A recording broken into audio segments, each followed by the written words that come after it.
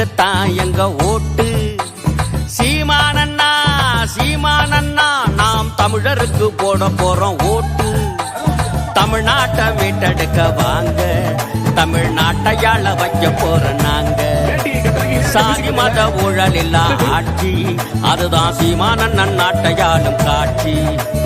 சீமானண்ணா சீமானண்ணா இனி உங்களுக்கு தான் சீமான் அவர்கள் வழிகாட்டுதல்படி நாம் தமிழர் கட்சிக்கு மைக்கு சின்னத்துல வாக்கு சேகரித்து உங்க எல்லாம் பார்க்க வந்திருக்கோம். இந்த நாடாளுமன்ற தேர்தலில் அனைவரும் மைக்கு சின்னத்துக்கு ஆதரவு தரணும்.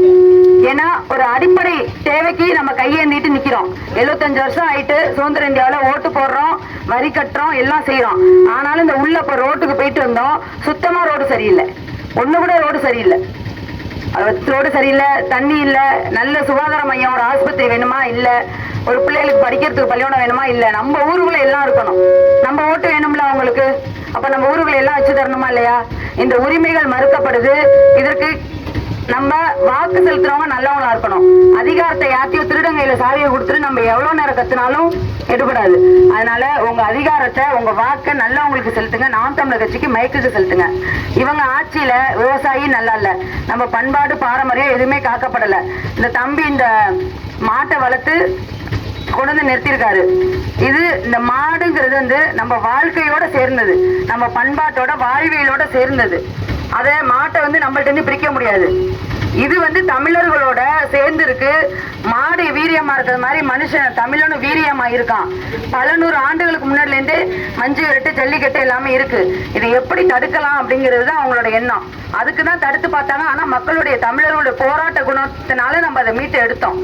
இப்ப காங்கிரஸ் எதுக்கு வளைச்சு வளைச்சு வளைச்சு வளைச்சு எல்லா இடத்துலயும் திட்டுறோம்னா 2 காரணம் இருக்கு.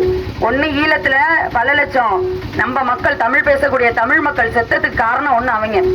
இன்னொன்னு, தமிழர்கள் நடக்கிற கொடுமை எல்லாத்தையும் போய் தேடி பாத்தீங்கன்னா ஆணி வேறு காங்கிரஸ் திமுக தான் இருக்கும்.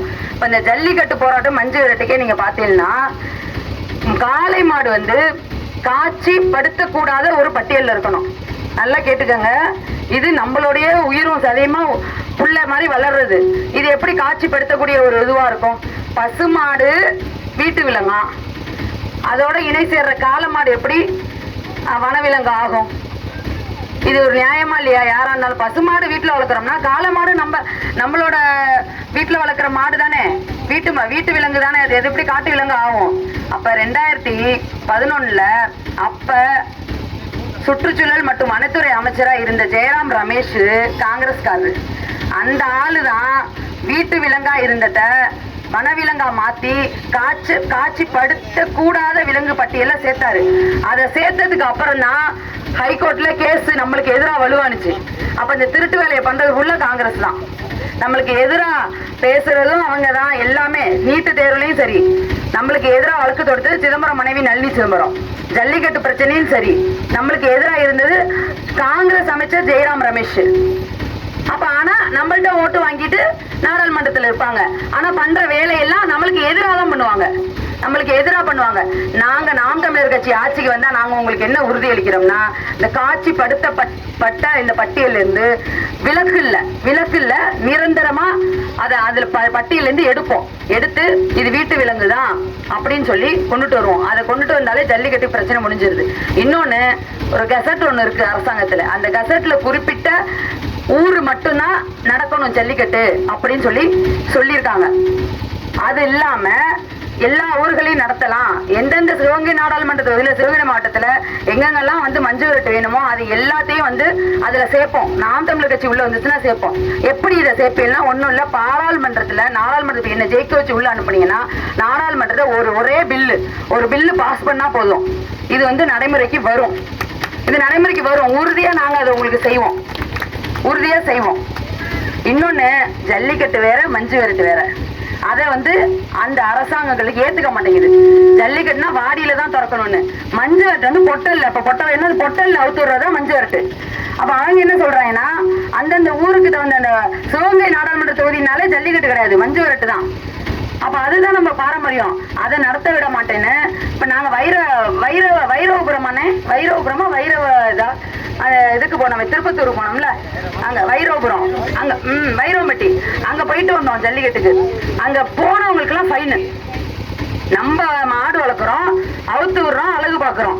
அங்க போனவங்களுக்கு பூரா ஃபைன் போடுறாங்க. அப்ப அந்த மஞ்சு விரட்டுங்கிறது ஜல்லிக்கட்டது வேற.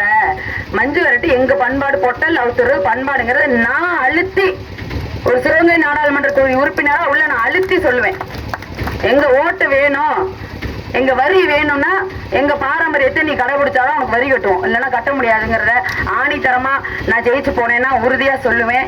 அதனால இந்த ஒரு பிரச்சனையும் மட்டும் இல்ல, அடிப்படை தேவைகள் என்னென்ன நான் சொன்ன மாதிரி குடிநீர், மருத்துவம், கல்வி எல்லாமே கிடைக்க பெறணும். ஒரு உரிமை, ஒரு சுதந்திர இந்தியாவில் ஒரு குடிமகனுக்கு உரிமை அவன் போராடாமே அவனுக்கு கிடைக்கணும். அதுதான் சுதந்திர நாடு, இல்லைன்னா சுடுகாடு. அப்படி ஒரு சுதந்திர நாடு வேணுமா, தயவு செய்து சிந்திச்சு வாக்களிங்க. காசு வாங்கிட்டு ஓட்டு போடுறவங்க 1000 கட்சி இருக்கும்.